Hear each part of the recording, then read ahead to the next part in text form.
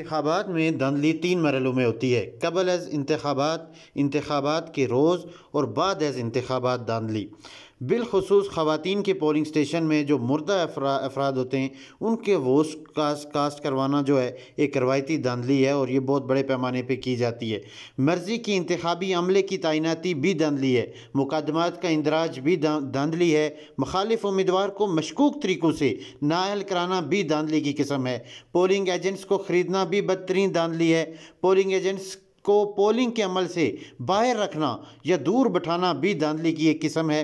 Ballot papers की पुष्ट पर तस्दीकी मोहर न लगाना या दस्तखत न करना भी धांधली है। वोट की पर्चियां ख़राब करना भी धांधली है। नताइज का ऐलान दानिस्ता तौर पर ताख़ीर से करना भी धांधली की एक बदतरीन किस्म है। उम्मीदवारों के एतराज़ात और नताइज के ख़िलाफ़ दरख्वास्तें कबूल न करना भी धांधली है। टर्न आउट कम करने के लिए तशद्दुद का रास्ता अपनाना भी धांधली है। वोटर्स अंगूठा न लगवाना ये बहुत बड़ी धांधली है। वक्त के बाद वोट डलवाना भी एक खिलाफ कायद और कानून है और धांधली की किस्म है। मुलाजमीन और मातहतों को एक जमात या उम्मीदवार की हमायत पर मजबूर करना भी धांधली है। वोट की गिनती के वक्त जानबूझकर लोड शेडिंग करना भी धांधली की एक किस्म है।